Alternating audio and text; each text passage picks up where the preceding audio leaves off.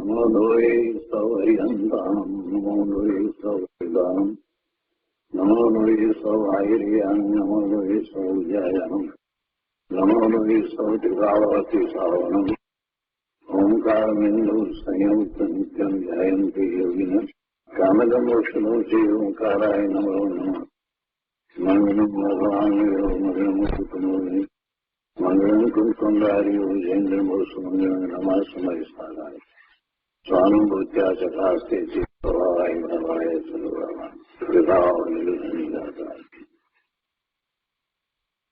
समय सार भगवान कुंकुंदाचार्य रचित समय सार तथा भगवान अमृतचंद्राचार्य रचित आत्मख्याति टीका कलश सहित एनो स्वाध्याय चाले छे। एमां परिशिष्टमां 47 शक्तिनो स्वाध्याय चाले छे। 47 शक्ति पैकी 43 शक्तिनो स्वाध्याय पूरो कर्यो छे। हवे 44मी शक्ति संप्रदान शक्ति।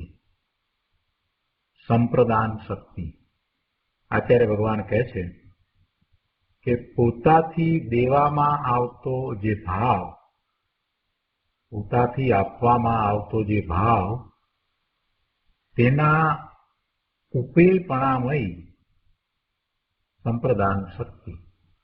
उपेलपणामय एटले शुं के उपाय करता जेनी प्राप्ति थाय छे ते उपे एटले मेळववुं। એ મેળવવાપણામય આ શક્તિ છે, પ્રાપ્ત કરવાપણામય આ શક્તિ છે। પોતાથી દેવામાં આવતો જે ભાવ, એ તો આપનારની વાત કરી, જે દે છે તે એ ભાવને મેળવવાના યોગ્યપણામય એટલે કે તેને લેવાના પાત્રપણામય સંપ્રદાન શક્તિ। પોતાથી દેવામાં આવતો જે ભાવ તેના ઉપેપણામય એટલે તેને મેળવવાના યોગ્યપણામય, તેને લેવાના પાત્રપણામય સંપ્રદાન શક્તિ। સંપ્રદાન શક્તિ કેવી છે કે એમાં આપનાર ભગવાન આત્મા છે અને એ આપે છે તો એ પોતાને આપે છે। આપણે કર્તા, કર્મ, કરણ, સંપ્રદાન, અપાદાન ને અધિકરણ 6 કારકોની વાત કરીએ છીએ તો સંપ્રદાનનો અર્થ એવો થાય છે કે કોને માટે, એટલે કે કોણ એ એનો લાભ મેળવનાર છે, જે લાભ મેળવનાર છે તે સંપ્રદાન છે, જેને એનો લાભ મળે છે તે। એટલે પ્રશ્ન જ્યારે પૂછીએ કે કોને માટે એ થયું, જે કાર્ય થયું તો કોને માટે થયું, જેને માટે થયું છે એ મેળવનાર છે, એ એનો લાભ લેનાર છે, એ સંપ્રદાન છે। અહીંયા આપનાર અને લેનાર બંને ભગવાન આત્મા પોતે છે। સંપ્રદાનમાં એક દેનાર છે અને બીજો લેનાર છે, પણ અહીંયા તો એમ છે કે એ દેનાર અને લેનાર બંને ભગવાન આત્મા જ છે। તો ગુરુદેવ પાસેથી એનો વધારે વિસ્તાર સમજીએ। પ્રવચન રત્નાકર ભાગ 11મો, પાના નંબર 158, સંપ્રદાન શક્તિ। ગુરુદેવ અહીંયા સમજાવે છે કે આચાર્ય ભગવાને ભિન્ન ભિન્ન પ્રકારે શક્તિઓનું અદ્ભુત વર્ણન કર્યું છે। અનંત શક્તિઓનો ભંડાર પ્રભુ આત્મા છે। આ એક જ્ઞાયક સ્વભાવિક ચિન્માત્ર વસ્તુ આત્મા અનંત શક્તિઓનો ભંડાર છે। ગુરુદેવ કહે છે કે હવે પોતે શું ચીજ છે એની જેને ખબર પણ નથી એને પછી ધર્મ થઈ જાય એ કેવી રીતે બનશે? એ કદીએ નહીં બને। અહીં તો કહે છે કે આત્મામાં એક સંપ્રદાન શક્તિ છે, અનંત શક્તિ છે તો એમાં એક સંપ્રદાન શક્તિ છે।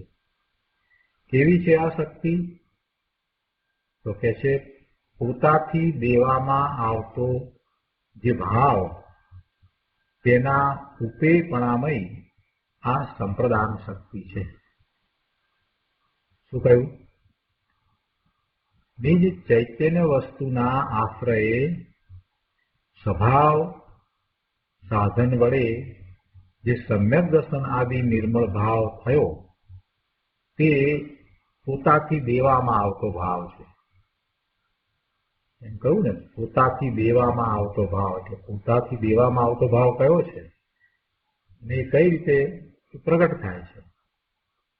તો કહે છે કે ચૈતન્ય વસ્તુ ભગવાન આત્મા છે, એનું લક્ષ કરીને એના આશ્રયે ત્યાં એકાગ્રતા કરતા જે સમ્યક દર્શન આદિ નિર્મળ ભાવ થયો તે ભાવ પોતાથી દેવામાં આવતો ભાવ છે. અને લેનાર પણ ભગવાન આત્મા પોતે જ છે અને તેના ઉપેપણામય સંપ્રદાન શક્તિ છે. અર્થાત જે ભાવ પોતે જ પાત્ર થઈને પોતાને માટે લે છે, રાખે છે, એ ઉપેપણામય સંપ્રદાન શક્તિ. આપનાર પણ ભગવાન આત્મા પોતે છે. સ્વનો આશ્રય કરતા એવો ભાવ થાય છે અને એ ભાવ ને લેનારો કોણ છે? લેનારો પણ ભગવાન આત્મા પોતે છે. એટલે એવી એ ઉપેપણામય સંપ્રદાન શક્તિ છે કે જેમાં એ ભાવને પોતે જ પાત્ર થઈ અને પોતાને માટે લે છે, પોતાને માટે રાખે છે. ભગવાન આત્મા જ એ ભાવને રાખવા વાળું સુયોગ્ય પાત્ર છે. એની પાત્રતા હોવી જોઈએ ને. એવા નિર્મળ ભાવને રાખવાની એની પાત્રતા પણ હોવી જોઈએ ને. એટલે એનામાં એવી પાત્રતા છે જેને કારણે એ રાખે છે. એ સુયોગ્ય પાત્ર છે. દાન આપણે આપીએ તો સુપાત્રે દાન આપીએ છીએ. એટલે લેનારો છે એ સુપાત્ર હોય એને દાન આપીએ છીએ. કુપાત્રે દાન નથી આપતા, સુપાત્રે દાન આપીએ છીએ. સુપાત્ર કોણ છે? મુનિ છે તે સુપાત્ર છે. મુનિ છે તે શ્રેષ્ઠ સુપાત્ર છે. તો એ લેનારની પાત્રતાની અહીંયા તો વાત કરી દીધી. એ કહે છે કે તે ભાવ પોતે જ પાત્ર થઈને પોતાને માટે લે છે, પોતામાં રાખે છે. આવી વાત. કોઈ બીજાએ નિમિત્તે કે શુભ રાગે તે ભાવ આપ્યો છે, દીધો છે એમ નહીં, અને તે ભાવ ક્યાંય બીજે ગયો છે એમ પણ નહીં. પોતામાં ઉત્પન્ન થયેલો ભાવ પોતે પોતાને દીધો અને પોતે જ પોતા માટે તે લીધો. આવી આત્માની સંપ્રદાન શક્તિ છે. અહીંયા વિકારી ભાવ, વિકારી પરિણામની તો વાત જ નથી. કેમ કે સ્વનું લક્ષ્ય કરતા આવા નિર્મળ પરિણામ થાય છે. જે ભાવ થયો છે એ ભાવને એ આપે છે, દે છે, એના દાન દે છે અને એને લેનારો, એ દાનને સ્વીકારનારો પણ ભગવાન આત્મા પોતે જ છે. એ સુપાત્ર થઈ અને એને ગ્રહણ કરે છે. બીજી અપેક્ષાથી વિચાર કરીએ તો પર્યાયમાં તો શુદ્ધતા નથી, તો પછી ક્યાંથી લાવશો શુદ્ધતા? તો ધર્મી કહે છે કે મારો આત્મા પોતે જ શુદ્ધતા દેનારો છે. મારો આત્મા પોતે જ શુદ્ધતા દેનારો છે અને હું જ તે શુદ્ધતા લેવાને પાત્ર છું. ધર્મી કહે છે કે મારો આત્મા પોતે જ શુદ્ધતા દેનારો છે અને હું જ તે શુદ્ધતા લેવાને પાત્ર છું. આત્મા બીજા કોઈને માટે શુદ્ધતા પ્રગટ કરતો નથી, પણ પોતાને માટે જ શુદ્ધતા પ્રગટ કરે છે. એવા નિર્મળ પરિણામ કરે છે. એટલે એ શુદ્ધતા પ્રગટ કરીને પોતાની પાસે જ રાખે છે. એવો પોતે પાત્ર છે. સમ્યક દર્શનથી કેવળ જ્ઞાન સુધી, એટલે કે સિદ્ધ પદ થાય ત્યાં સુધી એ પોતાને એવા નિર્મળ ભાવ આપ્યા કરે એવો એ મોટો દાતાર છે. અને એ જ આત્મા પોતે એવો જ સુપાત્ર છે કે જે એને પ્રાપ્ત કર્યા કરે છે. અહીંયા આગળ કહે છે બીજા પેરેગ્રાફમાં કે આત્માનો એવો સંપ્રદાન સ્વભાવ છે કે જે વડે નિજ સ્વરૂપની દ્રષ્ટિ થતાં જ્ઞાનની વર્તમાન જે નિર્મળ પર્યાય પ્રગટ થઈ તે નિર્મળ પર્યાયનો આત્મા પોતે દાતા છે અને પોતાની પર્યાયને લેનારો પોતે જ પાત્ર છે. અને આ બંને એટલે જે દાતાપણું છે તે અને એ લેનારપણું છે તે બંને એક સમયમાં છે. આત્મા નિર્મળ પર્યાયનો દાતા છે અને તે જ વખતે એ નિર્મળ પર્યાયનો લેનારો પણ છે. સમ્યક જ્ઞાનનો દાતા આત્મા પોતે છે. વિતરાગ ભગવાન કે તેમની વાણી કે તેમના ભક્તિ વિનયરૂપ પ્રવર્તન એ સમ્યક જ્ઞાનના દાતા નથી, પણ સમ્યક જ્ઞાનનો દાતા તો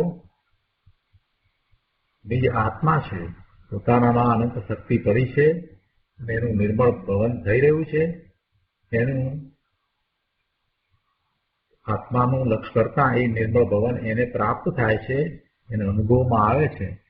એમ એ સમ્યક દર્શન સમ્યક જ્ઞાન લેનારો અને દેનારો બંને પોતે જ છે. આત્મા બીજા કોઈને કાંઈ દે એવી આત્માની કોઈ શક્તિ જ નથી. આત્મા બીજાને કંઈ આપે એવી આત્માની શક્તિ જ નથી. ભગવાન આત્મા પોતે જ્ઞાન સ્વભાવી, આનંદ સ્વભાવી, સુખ સ્વભાવી, શાંતિ સ્વભાવી. એ શું કરે?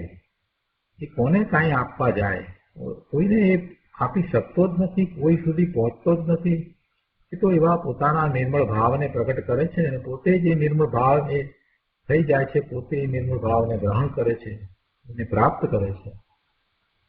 આવો ભગવાન આત્મા છે. એને ભૂલીને, એને સમજ્યા વિના લોકો મતિ કલ્પનાએ ગમે ત્યાં ધર્મ માને છે. પ્રભુ એમ નથી.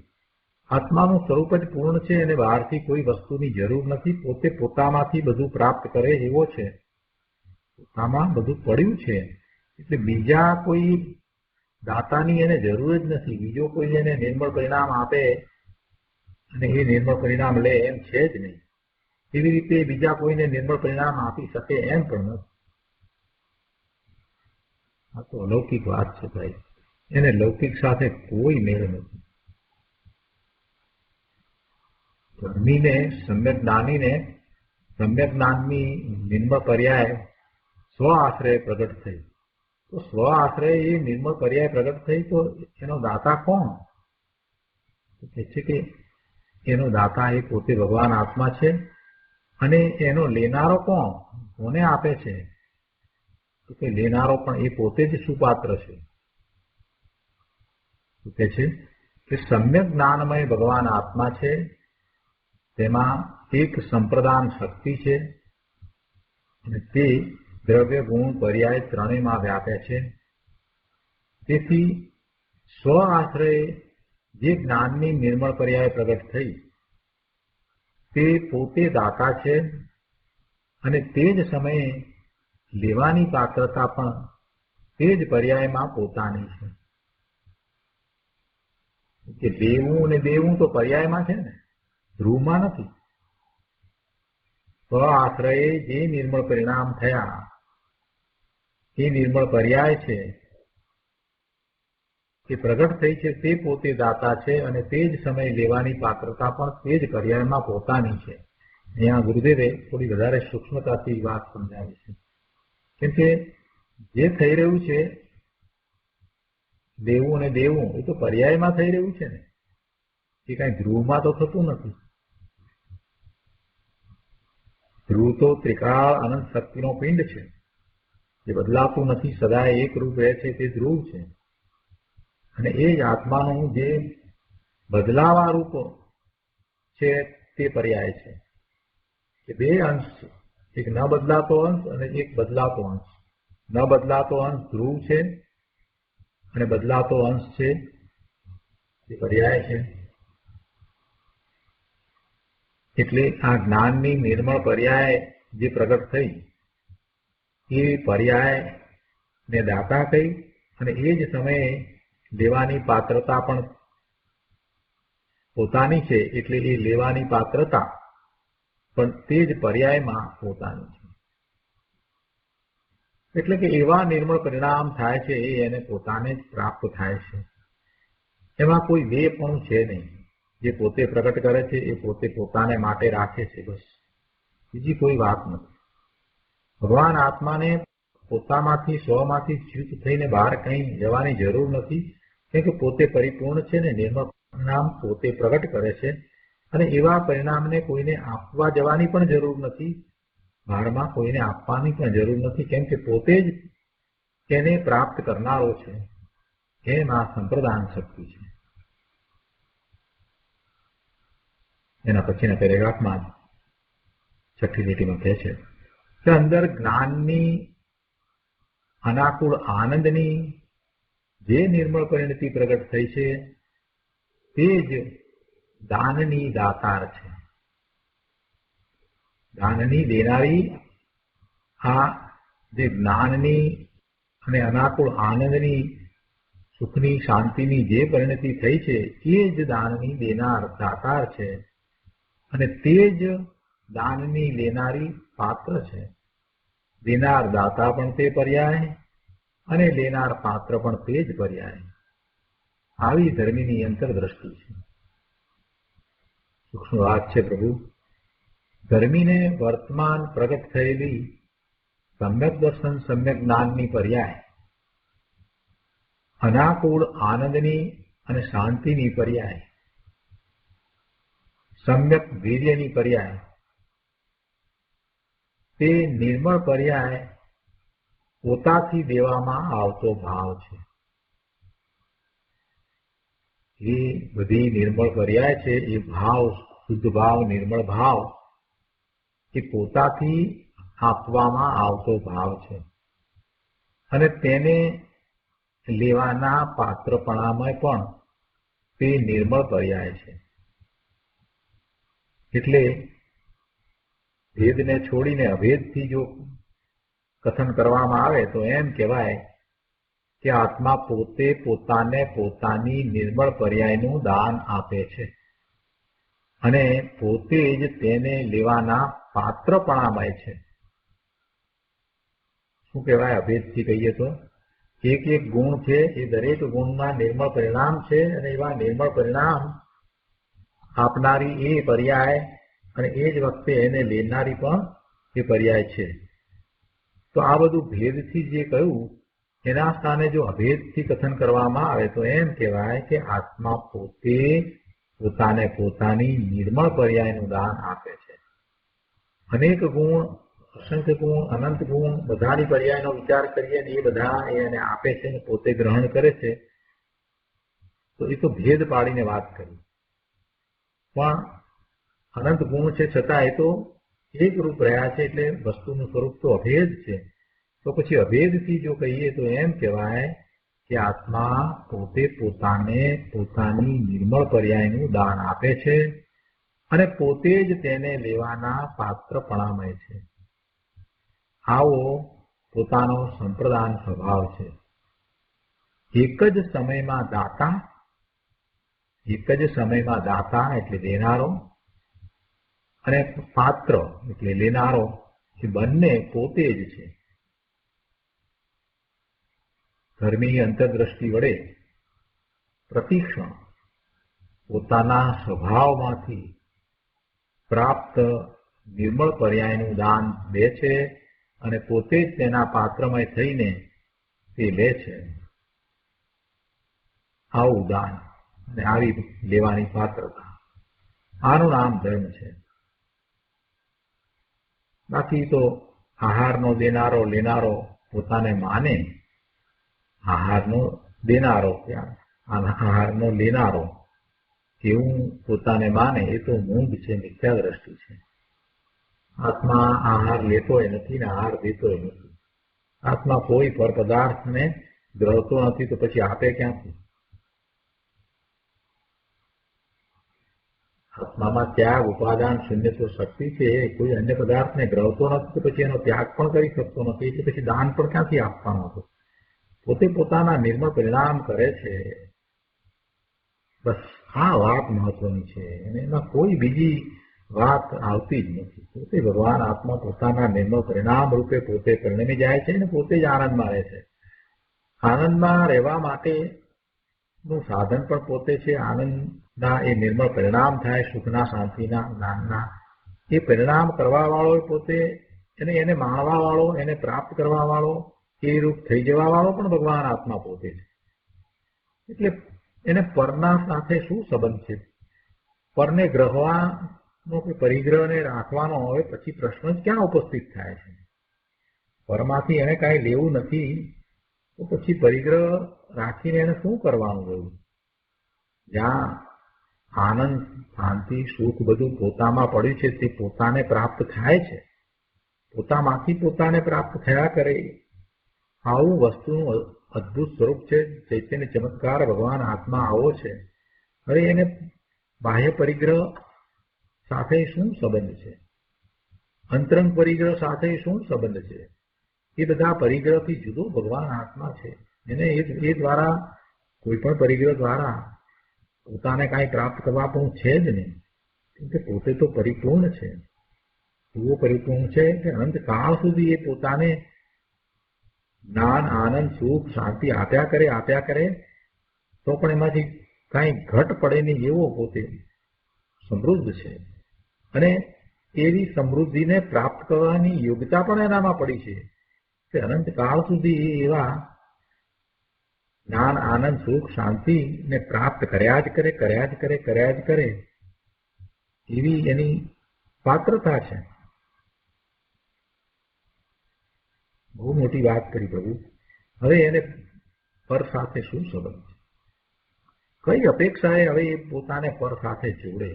કયા કારણથી એ પર તરફ હવે આકર્ષાય? કાંઈ જ રહ્યું નહીં. પોતે પોતામાંથી બધું પ્રાપ્ત કરી રહ્યો છે તો પછી શા માટે એ બહારમાં જાય? સ્વને છોડીને સ્વથી ચ્યુત થવાનો હવે પ્રશ્ન ક્યાં રહ્યો? પણ એને આ વાત જાણી નથી.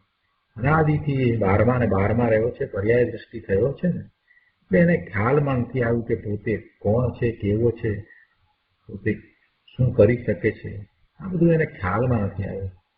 આ 47 શક્તિના વર્ણનની અંદર તો આચાર્ય ભગવાને ગજબ કરી નાખ્યો છે ભાઈ.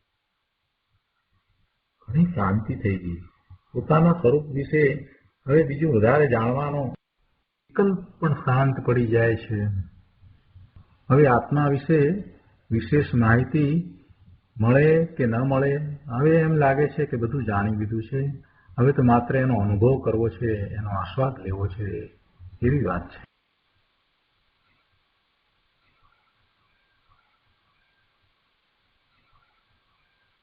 હવે એમ લાગે કે હવે બીજું વધારે જાણવાની જરૂર નથી. આ 47 શક્તિ કહી એટલે હવે અમને તો ખ્યાલ આવી જ જાય છે કે અનંત શક્તિ હશે ને અનંત શક્તિ દ્વારા ભગવાન આત્મા બધી વાતે પૂર્ણ જ હોઈ શકે અને પૂર્ણ પોતાના સ્વરૂપને પોતે પ્રાપ્ત કરે એવો શક્તિમાન હશે જ. હવે એમાં એક દેશ માત્ર શંકાને સ્થાન રહેતું નથી. આટલી શક્તિના વર્ણનમાં જો આટલી વાત આવી જાય તો પછી એ અનંત શક્તિઓ નો પીંડ ભગવાન આત્મા કેવો હોય? બહુ ઊંચી વાત કરી દીધી.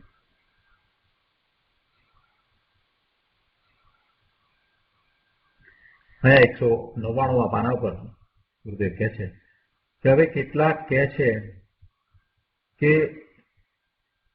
ગુરુ સંકિતના દાતાર છે અને કેવળી શ્રુત કેવળી છે એમની સમીપમાં સહાયક સંકિત થાય છે. ભાઈ, એ બધા નિમિત્તના કથન છે બાપુ. કેમ કે તું પોતે પરિપૂર્ણ છો, કોઈ વાતે તું અધૂરો નથી. પોતે અંતરંગમાં નિજ સ્વભાવના સાધન વડે સંકિત પ્રગટ કરે ત્યારે પછી 12મા નિમિત્ત કેવા હોય છે તેનું જ્ઞાન કરાવવા માટે આવા કથન હોય છે. પણ તે ઉપચાર માત્ર જાણવા, બાકી વાસ્તવમાં કોઈ સંકિતનો દેનાર નથી, કોઈ નિર્મળ પરિણામનો દેનાર નથી.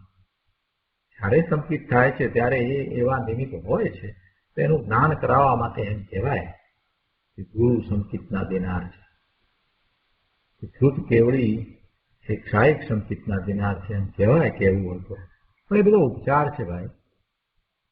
એ બધું પોતાને પોતામાંથી પ્રાપ્ત થાય છે. એટલે પોતે દેનાર છે ને પોતે જ લેનાર છે ને એ વખતે એવા પરિણામ થાય છે ત્યારે આવા નિમિત્ત હોય છે તો નિમિત્તનું જ્ઞાન કરાવવા માટે ઉપચારથી એમ કહેવામાં આવે છે.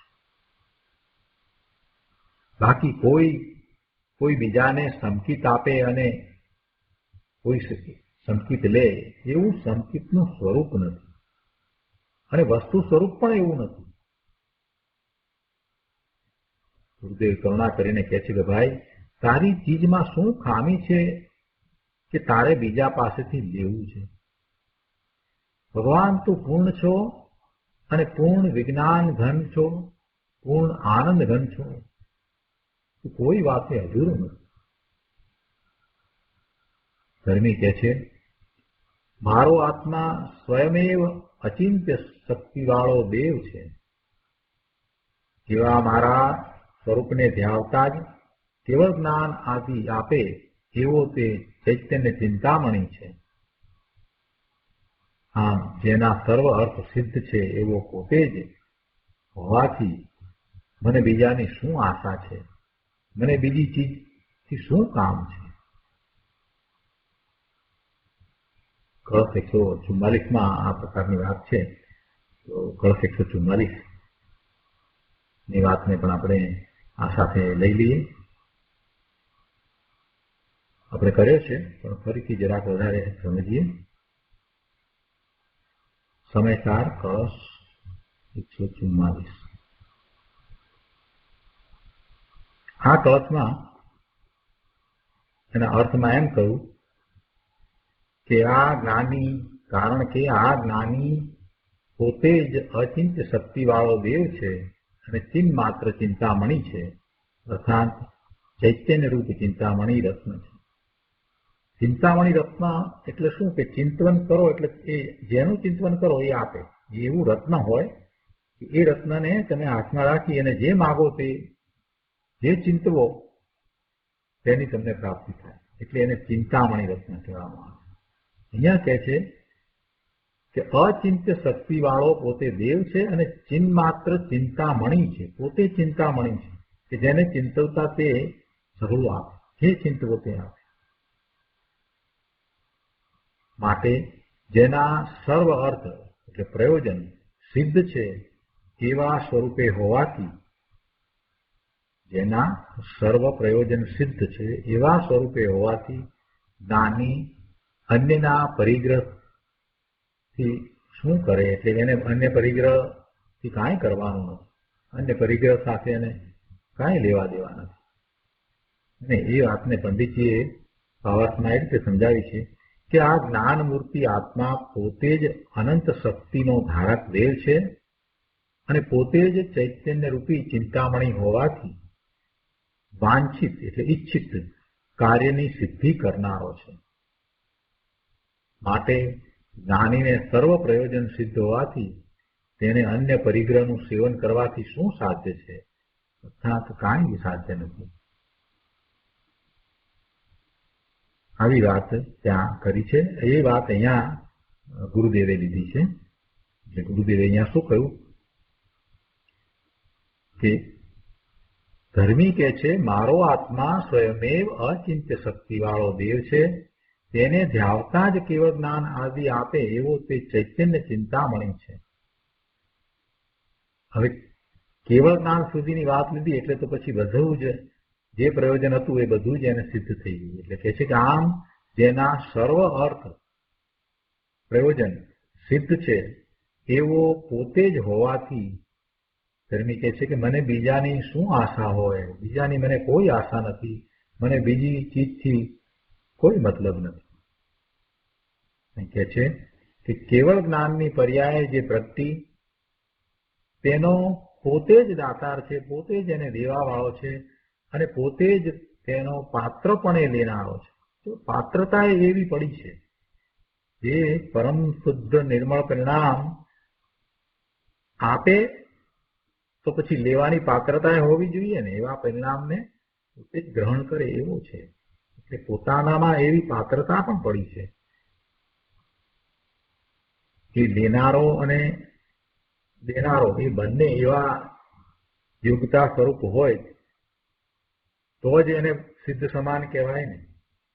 શંકર ભગવાનના જ્ઞાનમાં, કેવળી ભગવાનના જ્ઞાનમાં, સિદ્ધ ભગવાનના જ્ઞાનમાં આ જીવ સિદ્ધ સમાન જણાયો છે. પ્રભુએ એમ કહ્યું કે તું સિદ્ધ સમાન છો, તો એ સિદ્ધ સમાન કઈ રીતે હોય? પોતાનામાં એવા ગુણ પડ્યા હોય, એવી શક્તિ પડી હોય, અને પરમ શુદ્ધ પદ, પૂર્ણ પદ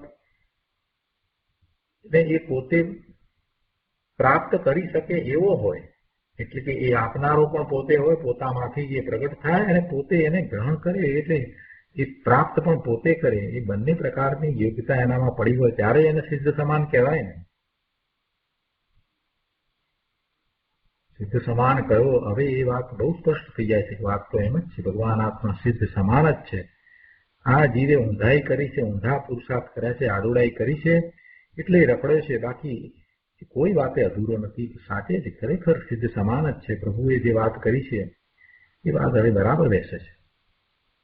અંદર શાશ્વત ચૈતન્ય દેવ વિરાજે છે. ગુરુદેવ તો ઘણી વાર કહે છે, ગંભીરતાથી લીધું જ નથી. શું કહે છે ગુરુદેવ? કે અંદર શાશ્વત ચૈતન્ય દેવ વિરાજે છે. તેને સેવતા સહેજે સંકિતથી માંડીને સિદ્ધપદના એ દાન આપે છે. સંકિતથી માંડીને સિદ્ધપદ સુધીના બધા જ શુદ્ધ નિર્મળ ભાવો એ આપે છે. એ પોતે પાછો પાત્ર થઈ અને એ લે છે. આવી વાત છે.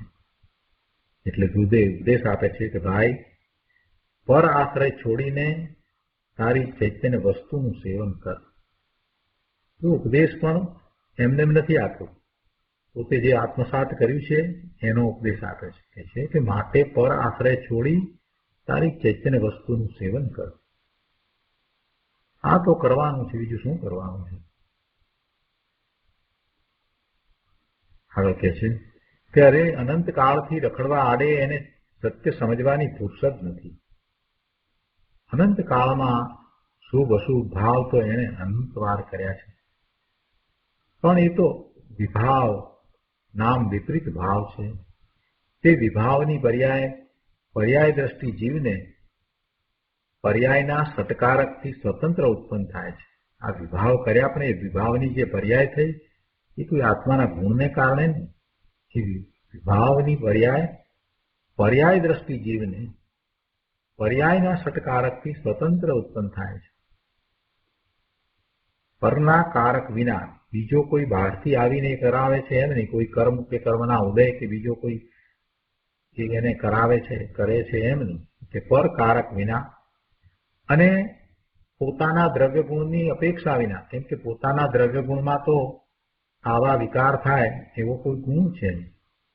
એટલે પરના કારક વિના અને દ્રવ્ય ગુણની અપેક્ષા વિના પર્યાયના પોતાના સત્કારકથી વિભાવની દશા વિકારી પર્યાય સ્વતંત્ર અધ્ધરથી જ ઊભી થાય છે. ગુરુદેવે આ અધ્ધરથી શબ્દ આ શક્તિના વર્ણન દરમિયાન 5 વખત વાપર્યો છે. બરાબર એ વાત સમજાવી છે, વારંવાર સમજાવી છે કે ભાઈ આ વિકારી પરિણામ જે છે તે સ્વતંત્ર રીતે અધ્ધરથી જ ઊભા થાય છે. અને આ બહુ સ્પષ્ટ કર્યું છે.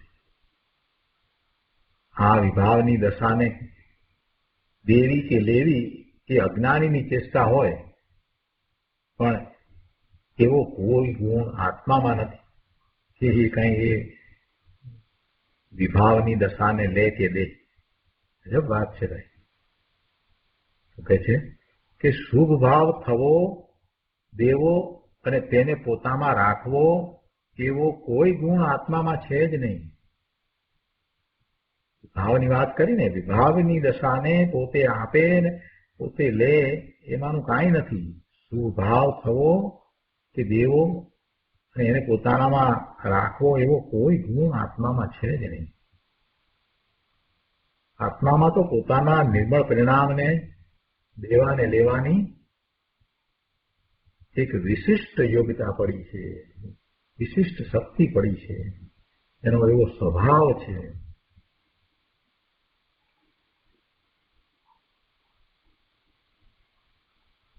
આગળ 6થા પેરેગ્રાફમાં કહે છે, અનંત ગુણ સમૃદ્ધિથી ભરેલો ચૈતન્ય ચિંતામણી પ્રભુ આત્મા છે. ફરીથી ચિંતામણી કયો છે? અનંત ગુણ સમૃદ્ધિથી ભરેલો ચૈતન્ય ચિંતામણી પ્રભુ આત્મા છે. એવા ભગવાન આત્મામાં એક સંપ્રદાન નામની શક્તિ છે, એક સંપ્રદાન ગુણ છે. તે ગુણ દ્રવ્ય ગુણ પર્યાય ત્રણેયમાં વ્યાપે છે. સંપ્રદાન શક્તિ દ્રવ્ય ગુણ અને પર્યાય ત્રણેયમાં વ્યાપે છે. તે આનંદ ગુણમાં વ્યાપક છે અને આનંદ ગુણમાં વ્યાપક છે. તેથી ધર્મીને આનંદની જે નિરાકુળ દશા પ્રગટ થઈ તેનું તે ધર્મી પોતે જ પોતાને દાન કરે છે અને એ ધર્મી પોતે જ પાત્ર થઈ તેને લે છે. ઉદય કહે છે કે જુઓ, આ ધર્મીનું દાન, ધર્મીને તો નિરંતર અતિન્દ્રિય આનંદનો આહાર છે. અતિન્દ્રિય આનંદનો આહાર છે. ઇન્દ્રિયો વિના જ અંદરથી જે આનંદ છે તે પ્રગટે છે. એ આપનારો અને લેનારો પોતે જ છે. તે અતિન્દ્રિય આનંદરૂપ આહારનું દાન પોતે પોતાને આપે છે અને પોતે પોતાના માટે સુપાત્રપણે લે છે, ગ્રહણ કરે છે. આ ધર્મ છે જેમાં દાતાર, દાન અને દાનનું પાત્ર બધું એક અભેદ આત્મામાં સમાય છે. દાતાર એટલે દાન દેનારો, એ દાન અને દાન લેનાર એ સુપાત્ર, દાનનું પાત્ર, એ બધું અભેદ આત્મામાં સમાય છે. પોતે પ્રગટ આનંદનો દેનારો દાતાર, પોતાની પ્રગટ આનંદ દશા તે દાન અને તેને લેનારો, પોતા માટે રાખનારો પોતે જ પાત્ર. એક સમયમાં દાતાર પણ પોતે, દાન પણ પોતે અને લેનાર પાત્ર પણ પોતે. આત્મા અદ્ભુત અલૌકિક ચીજ છે. આગળ પાના નંબર 200 પર કહે છે, જેણે પોતાના સ્વભાવની દ્રષ્ટિ કરી તેને તેની પર્યાયમાં સુખ પ્રગટ થાય છે. નિર્મળ પરિણામ થાય છે એટલે આનંદ, સુખ, શાંતિનો અનુભવ થાય છે. સુખની વાત લઈ અને હવે તો ગુરુદેવ સમજાવી રહ્યા છે. એટલે કહે છે કે જેણે પોતાના સ્વભાવની દ્રષ્ટિ કરી તેને તેની પર્યાયમાં સુખ પ્રગટ થાય છે. આત્મામાં સુખ નામનો ગુણ છે ને, એટલે એવું પરિણમન થતા, નિર્મળ પરિણમન થતા સુખ પ્રગટ થાય છે. એ અંદરમાં એકલો સુખનો સમુદ્ર છે. તેમાં દ્રષ્ટિ કરતા સુખ પર્યાય પ્રગટ થઈ તે પોતા દ્વારા પોતાને દેવામાં આવે છે અને પોતે તે સુખની પર્યાયને લેવાની પાત્રતામય છે. તેથી લેનાર પણ પોતે છે.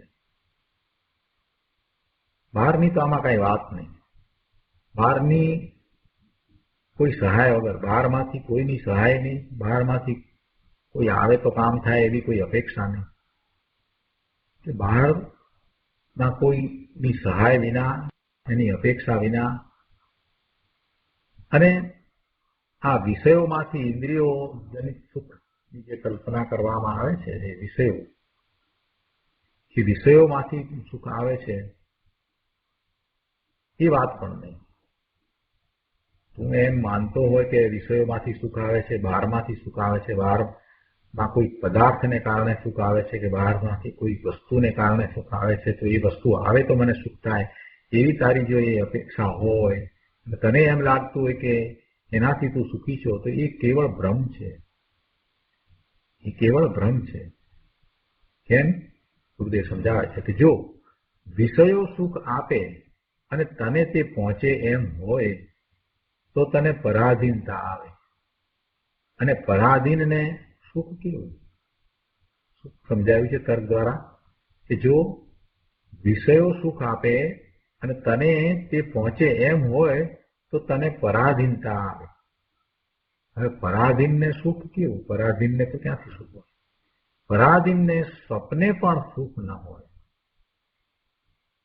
સ્વાધીનપણે આત્મા પોતે જ પોતાના સુખનો દાતાર છે, દેનાર છે, અને પોતે જ સુપાત્ર થઈને એ સુખનો લેનાર છે. આવી જ વસ્તુ વ્યવસ્થા છે. હવે બીજા પેરેગ્રાફમાં અહીંયા કહે છે, સમયસારની 72મી ગાથામાં આત્માને ભગવાન કઈ બોલાવ્યો. 3 વખત ભગવાન કહ્યો. આનંદની દશામાં લીન મુનિરાજ કહે છે, સાંભળ ભગવાન, તારી પર્યાયમાં પામરતા છે. ભગવાન કહીને સંબોધે છે અને પાછા કહે છે કે તારી પર્યાયમાં પામરતા છે. વાત તો સાચી છે, પર્યાયમાં જ પામરતા છે. તું ભગવાન જ છો, વસ્તુમાં પામરતા નથી. તારી પર્યાયમાં પામરતા છે, વસ્તુમાં પામરતા નથી, તારામાં પામરતા નથી. તું પૂર્ણ છો, બધી વાતે પરિપૂર્ણ છો. વસ્તુમાં અનંતી પ્રભુતા ભરી છે. એક એક શક્તિ પૂર્ણ પ્રભુતાથી ભરી છે. જ્ઞાનની પર્યાય પોતાથી ઉત્પન્ન થાય છે. પોતાના દ્વારા તે પર્યાય, તે જ્ઞાનની પર્યાય દેવામાં આવે છે અને પોતાના દ્વારા તે જ્ઞાનની પર્યાય લેવામાં આવે છે. બંનેનો સમય એક છે. દેનાર દાતા અને લેનાર પાત્ર બંને એક જ પર્યાયમાં છે. એના દાતા ગુરુ નથી, શાસ્ત્ર પણ એનું દાતા નથી, દેવ પણ તેના દાતાર નથી. દેવ, ગુરુ, શાસ્ત્ર તો બાહ્ય નિમિત્ત માત્ર છે. ખરેખર તો તેમણે જ આ કહ્યું છે. દેવ, ગુરુ, શાસ્ત્ર દ્વારા જ આપણને આ પ્રાપ્ત થયું ને. શું પ્રાપ્ત થયું છે? બીજું, પ્રભુએ પોતાના એવા નિધાનની પ્રાપ્તિ કરાવી છે. કહે છે કે તારામાં અક્ષય ભંડાર ભર્યો છે, તારામાં અંદર એવા નિધાન ભર્યા છે, ત્યાં નજર કર તો ન્યાલ થઈ જઈશ. આ વાત પણ ક્યાંથી આવી? દિનેશ્વર ભગવાનની વાણીમાંથી આવી ને. તું સિદ્ધ સમાન છો, આ પણ ક્યાંથી આવ્યું? દિનેશ્વર ભગવાનની વાણીમાંથી જ આવ્યું ને. કે છે કે તારી નિર્મલ રત્નત્રય આદિ પર્યાયોનું તું જ દાતા છો, તું જ તેનો દેનારો છો, બીજું કોઈ નહીં. અને તે નિર્મળ ભાવ લેવાની પાત્રતામય પણ તું જ છો. આ વાત થઈ એટલે કોઈએ પ્રશ્ન કર્યો કે ગુરુથી જ્ઞાન થતું નથી, ગુરુ જ્ઞાનના દાતા નથી, એમ આપ વારંવાર કહો છો, તો પછી ધર્મી પુરુષો ગુરુ પ્રતિ વિનય ભક્તિરૂપ કેમ પ્રવર્તે છે? ગુરુદેવ ઉત્તર આપે છે કે ગુરુથી જ્ઞાન થતું નથી, ગુરુ જ્ઞાનના દાતા નથી, એ તો સત્ય જ છે. એમાં તો કાંઈ શંકા નથી. એવી જ વસ્તુ સ્થિતિ છે.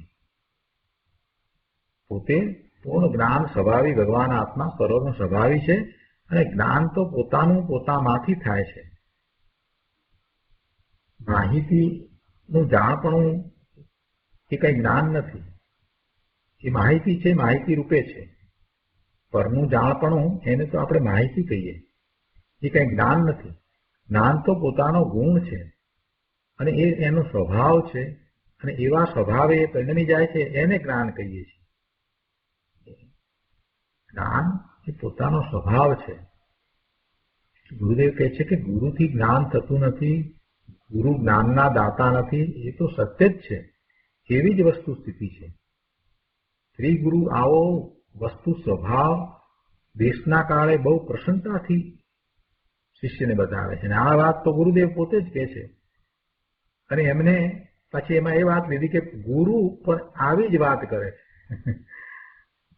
જે સાચા ગુરુ છે એ પણ શિષ્યને દેશના આપે છે તો દેશનામાં આ જ વાત કહે છે. બહુ પ્રસન્નતાથી શિષ્યને સમજાવે છે, કહે છે કે ગુરુ દ્વારા જ્ઞાન થતું નથી. અને પાત્ર શિષ્ય છે તો પાત્ર શિષ્ય તેને જીવીને ઉત્કૃષ્ટ અંત પુરુષાર્થ પ્રગટ કરી અંત નિમગ્ન સ્વરૂપ નિમગ્ન થઈ સાધક ભાવના અંકુરા એવા સંકિતને અને જ્ઞાનને પ્રગટ કરે છે. હવે તેને વિકલ્પ કાળે, આ તો જયારે પ્રગટ કર્યું ત્યારની વાત તો નિર્વિકલ્પ ધ્યાનની વાત છે, તો અતિન્દ્રિય આનંદની વાત છે. પણ કહે છે કે આ પ્રગટ કર્યું છે એવા શિષ્ય અને જ્યારે પછી બહારમાં આવે છે તો વિકલ્પ ઉઠે છે, તો એ વિકલ્પના કાળે શ્રી ગુરુ પ્રત્યે એને બહુમાન, વિનય, ભક્તિ અંદર હૃદયમાં ઉછળ્યા વિના રહેતા નથી. શ્રી ગુરુએ પોતે ઉપદેશ આપ્યો કે ભાઈ, જ્ઞાન તને તારા પોતામાંથી થાય અને એ તારા અંતર પુરુષાર્થ દ્વારા થાય. ગુરુ દ્વારા જ્ઞાન થાય, શાસ્ત્ર દ્વારા થાય, દેવ દ્વારા થાય એમ નહીં. માટે તું અંતર નિમગ્ન થા, તારા પરિણામને તું સ્વરૂપ લક્ષ્ય કર. એટલે એમ કરતા જે નિર્મળ પરિણામ થયા, સંકિત થયું, અતિન્દ્રિય આનંદનું વેદન થયું, એ પછીથી જ્યારે શિષ્ય બહારમાં આવે છે ત્યારે એને વિકલ્પ છે, તો વિકલ્પ આવે છે એ વખતે શું થાય છે? શ્રી ગુરુ પ્રત્યે બહુમાન થાય છે, વિનય થાય છે, ભક્તિનો ભાવ આવે છે અને એનું મસ્તક શ્રી ગુરુના ચરણમાં નમી જાય છે. સાધક દશા જ આવી હોય છે ભાઈ. અંદર લોકોત્તર આનંદની દશા થઈ, અતિન્દ્રિય આનંદ જે થયો છે તો એ આનંદ કઈ લોકમાં કોઈ વસ્તુ દ્વારા થાય એવો છે જ નહીં. એ લોકથી જુદો આનંદ છે. એ લોકોત્તર આનંદ, એવા લોકોત્તર આનંદની અંદરમાં જે દશા થઈ તેને 12મા દેવગુરુ શાસ્ત્રપતિ વિનય ભક્તિયુક્ત પ્રવર્તન હોય જ છે. જેને આવી દશા થઈ છે એને પછી દેવગુરુને શાસ્ત્ર પ્રત્યે વિનય ભક્તિનો ભાવ હોય ને હોય જ છે. વાસ્તવમાં તો એને જ સાચા એવા ભાવ હોય છે. પૂજા ભક્તિ વિનયના ભાવ કોને હોય? દેવગુરુ શાસ્ત્ર પ્રત્યેનો અહોભાવ કોને હોય? જેને પોતાના સ્વરૂપનું ભાન થયું છે એને હોય. જેને એવો પુરુષાર્થ કર્યો છે એને હોય. જેને સ્વરૂપની દ્રષ્ટિ જ કરી નથી, જેને સ્વરૂપની પ્રાપ્તિનો પુરુષાર્થ જ નથી કર્યો, એ પ્રભુના પુરુષાર્થને તો ક્યાંથી સમજવાનો હતો? એ ગુરુના પુરુષાર્થને સમજતો નથી. અને આ શાસ્ત્રની રચના કરનારા આચાર્ય ભગવાનો ને પણ એ સમજતો નથી. એ શાસ્ત્રમાં શું આચાર્ય ભગવાને શા માટે આપ્યું છે એને એ સમજી શકતો નથી. સ્વરૂપ લક્ષ્ય જેનો પુરુષાર્થ થયો છે એને જ શાસ્ત્રનું મહાત્મા આવે છે, ગુરુનું મહાત્મા આવે છે, દેવનું મહાત્મા આવે છે. કોઈ આવી સાધક દશાને જાણે નહીં અને ગુરુથી જ્ઞાન થતું નથી એમ એકાંતે પકડી લે અને ગુરુ જ્ઞાનના દાતા નથી એમ વિચારીને શ્રી ગુરુ પ્રતિ ઉપેક્ષા સેવે તો એ નિશ્ચય આભાસી સ્વચ્છંદી છે. એ નિશ્ચય આભાસી સ્વચ્છંદી છે. આનંદને ઝીલવાની તેની પાત્રતા હજુ જાગી નથી. એવા શુદ્ધ ભાવને ઝીલવાની, પ્રાપ્ત કરવાની એની પાત્રતા હજુ જાગી નથી. એને ઝીલી શકે એવો હજી થયો નથી. આનંદ, સુખ, શાંતિ, જ્ઞાનના જે ભાવ છે, નિર્મળ ભાવ છે, એને ઝીલવાની પાત્રતા જેને હોય એની તો સરળતા હોય, મધ્યસ્થતા હોય અને એને તો પ્રભુ પ્રત્યે, ગુરુ પ્રત્યે સ્વાર્પણનો ભાવ હોય, શાસ્ત્ર પ્રત્યે ઊંડા ભક્તિના ભાવ હોય. શાસ્ત્રનો અનાદર એ સહન કરી શકે નહીં. શાસ્ત્રનો અનાદર પણ એ સહન કરી ન શકે. અંદરમાં એને દુઃખ થઈ જાય કે આવા શાસ્ત્રનો અનાદર. એની યોગ્યતાની તો શું વાત કરવી, એની લાયકાતની શું વાત કરવી છે કે આવો નિશ્ચય વ્યવહારના સંધિપૂર્વકનો કોઈ અદભુત લોકોત્તર માર્ગ છે. જેને ગુણની ધર્મની પ્રીતિ છે તેને ગુણવાન ધર્મી પ્રતિ આદર, પ્રમોદ અને પ્રીતિનો ભાવ થયા વિના રહેતો નથી. અંતર્બાહ્ય વિવેકનો આવો માર્ગ છે ભાઈ. આગળ કહે છે કે 4 પ્રકારનું દાન નિર્દોષ ભાવથી દેવું એ શુભ ભાવ છે. દાન લેનાર પાત્ર નિર્ગંથ, દિગંબર, મુનિવર આદિ છે. ઉત્કૃષ્ટ પાત્ર તો નિર્ગ્રંથ, દિગંબર, મુનિ છે. મુનિવર હોય, શુલક હોય, એટલે એ દાન લેનાર પાત્ર છે, ઉત્કૃષ્ટ પાત્ર છે. સમ્યક દ્રષ્ટિને ભક્તિ ભાવે આહાર આદિનું દાન દેવાનો ભાવ આવે તો તે શુભ ભાવ છે. તથાપિ દાન દેવાનો શુભ ભાવ થાય તેવો આત્મામાં કોઈ ગુણ નથી. એવો ભાવ આવે છતાં પણ એ કોઈ આત્માના ગુણને કારણે શુભભાવ આવે છે એમ નહીં. તે તો એવી દશાનું, એવી અવસ્થાનું વિપરીત કાર્ય છે. એટલે સમ્યક દર્શનની અવસ્થા પ્રમાણે જોઈએ તો એ વાત હોય નહીં, એ તો વિપરીત કાર્ય છે. શુભભાવ જે છે એ કોઈ આત્માના ગુણને કારણે છે એવી માન્યતા કરવી એ વિપરીત માન્યતા થાય. એટલે ધર્મીને તો એ ખ્યાલ છે, એને ક્યાં કાંઈ લેવું દેવું છે, એને શું લેવું દેવું. ગુણનું કાર્ય તો આ છે કે નિર્મળ અવસ્થા પ્રગતિ તે પોતે દીધી અને પાત્રપણે પોતે લીધી. હવે આમાં પછી વ્યવહારથી થાય એ વાત ક્યાં રહી? વ્રત કરો, તપસ્યા કરો, ભક્તિ પૂજા કરો, એમ અત્યારે પ્રવૃત્તિમાં ચાલે છે. તેને કહીએ છીએ કે એનાથી શુભભાવને કારણે પુણ્યનો બંધ થાય, પણ ધર્મ કદીએ નહીં થાય. એવો શુભભાવ આવે ખરો, સાધકને યથાસંભવ આવે જ, સાધકને યથાસંભવ આવે જ આવે, પણ તે ભાવ ગુણની વિપરીત અવસ્થા છે. શુભભાવ લેવા દેવાની ચેષ્ટા સુપાત્ર પણ નથી.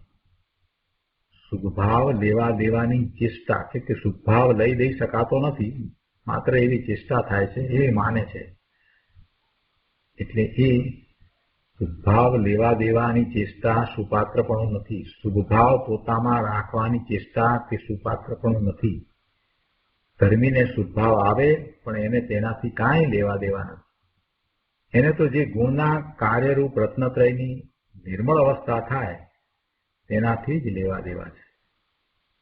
અહીંયા 201માં પાના પર ત્રીજા પેરેગ્રાફમાં કહે છે, ભાઈ આ જૈન દર્શન તો અંતરની ચીજ છે. જૈન દર્શન એટલે શું? જૈન દર્શન એટલે વિતરાગ દર્શન. રાગ લાભદાયક છે તે માન્યતા વિતરાગ દર્શન નથી, એ જૈન ધર્મ નથી. શુભભાવ લાભદાયક છે એવી માન્યતા એ જૈન દર્શન નથી, કે વિતરાગનું દર્શન નથી. વિતરાગ પરમેશ્વરે કહેલી વાત નથી. જૈન ધર્મ એટલે વિતરાગી પર્યાય, અને વિતરાગી પર્યાય પોતાથી દેવામાં આવતો ભાવ છે.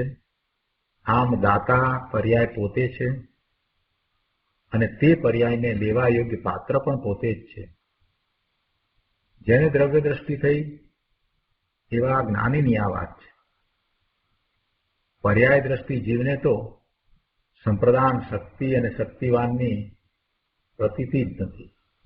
એને તો ખબર નથી, એને તો ભાને નથી. પોતામાં આવી સંપ્રદાન શક્તિ પડી છે, માટે પોતાના નિર્મળ ભાવને દેનારો અને લેનારો એ પોતે જ છે. આગળ 6થા પેરેગ્રાફમાં કહે છે કે આ સંપ્રદાન શક્તિમાં સ્વદ્રવ્ય એવો નિજ શુદ્ધ આત્મા જ સુપાત્રપણે નક્કી કર્યો. થોડીક વાત સુપાત્રપણાની અહીંયા ગુરુદેવ કરે છે કે આ સંપ્રદાન શક્તિમાં સ્વદ્રવ્ય એવો નિજ શુદ્ધ આત્મા જ સુપાત્રપણે નક્કી કર્યો. સુપાત્ર કોણ છે? પોતાનું દ્રવ્ય છે તે જ સુપાત્ર છે. અને એ શાનો? તો કે છે કે સમ્યક દર્શનથી માંડી અને સિદ્ધ પદનો એ સુપાત્ર છે. એ સમ્યક દર્શન આદિનો દાતાર પણ આત્મા, અને તે ક્ષણે તેના પાત્ર થઈને લેનાર પણ આત્મા. દાતારનું આવું સુપાત્ર દાન, પોતે દાતાર અને પોતે જ લેનાર. આત્માના અતિન્દ્રિય આનંદના અલૌકિક દાન. આત્માના અતિન્દ્રિય આનંદના અલૌકિક દાન કોને કહેવાય? કે દાતા અને સુપાત્ર લેનાર બંને પોતે જ હોય. આનાથી ઊંચું જગતમાં કોઈ દાન નથી. ધર્મીને 4 દાન કયા એ તો વ્યવહારથી સમજવા યોગ્ય છે. વાસ્તવમાં સર્વોત્કૃષ્ટ દાન તો પોતે પોતાના નિર્મળ પરિણામ પોતાને આપે છે એ જ છે. એનાથી ઊંચું જગતમાં કોઈ દાન નથી. નિર્મળ પરિણામ, સમ્યક દર્શનથી માંડીને સિદ્ધપદ સુધીના નિર્મળ પરિણામ ના દાન એ ઉત્કૃષ્ટ દાન છે, અને એ દેનારો અને લેનારો ભગવાન આત્મા પોતે જ છે.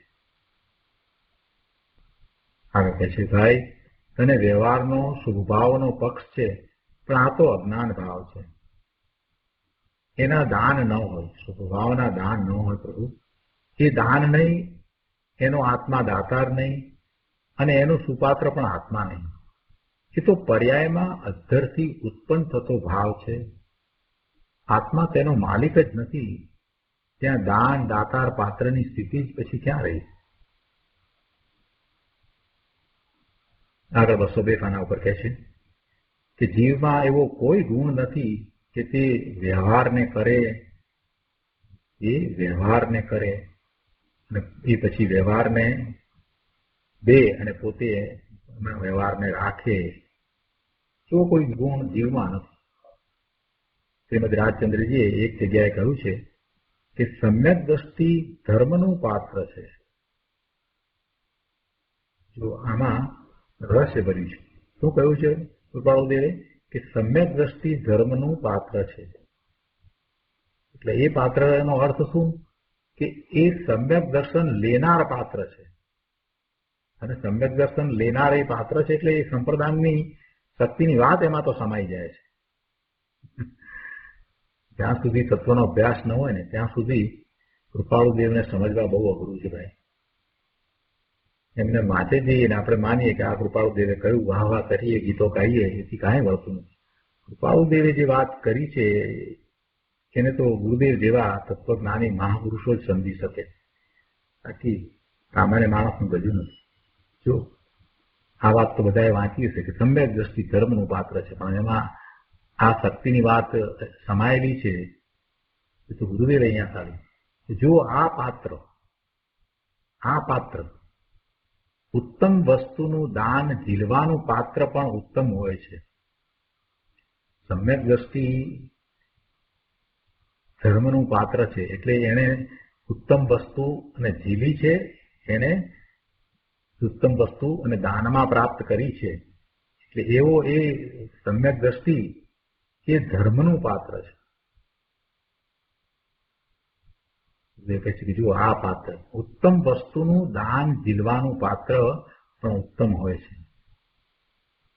પછી એક ઉદાહરણ આપ્યું છે કે જેમ સિંહણનું દૂધ સોનાના પાત્રમાં જ રહે છે, તેમ ઉત્તમ એવા રત્નત્રયને ઝીલવાનું પાત્ર ઉત્તમ એવો સમ્યક દ્રષ્ટિ જીવ જ હોય છે. અજ્ઞાની તેનું પાત્ર નથી. આત્મામાં જ એવી ઉત્તમ પાત્ર શક્તિ, સંપ્રદાન શક્તિ છે કે પોતે પરિણમીને પોતાના અતિન્દ્રિય આનંદને પોતામાં ઝીલે છે. ગુણની અવસ્થાની યોગ્યતા તે પાત્ર અને ગુણની તે અવસ્થા જ દાતા છે.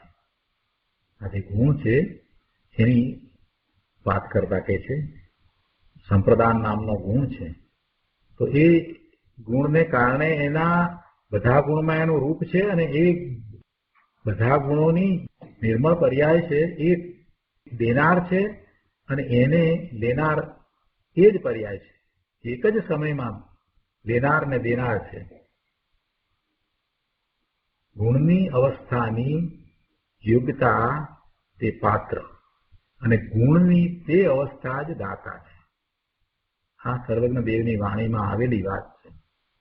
જેણે દ્રવ્ય સ્વભાવનો આશ્રય લીધો તેને સમ્યક દર્શનની પર્યાય પ્રગટ થઈ. તે પર્યાય પોતાથી દેવામાં આવે છે, તેથી દાતા છે અને તેને લેવાને યોગ્ય પાત્રતા પણ એ જ પર્યાયમાં હોવાથી તે સુપાત્ર છે. અને તે સમયે દાન પણ તે પર્યાય પોતે જ છે. એટલે દાતા, દાન અને પાત્ર ત્રણેય અભેદથી કહીએ તો ભગવાન આત્મામાં જ સમાય છે. આવો અંતરનો માર્ગ અદભુત છે. તો આ પ્રમાણે અહીં સંપ્રદાન શક્તિનું વર્ણન પૂરું થયું. આજનું સ્વાધ્યાય અહીંયા સુધી રાખીએ છીએ.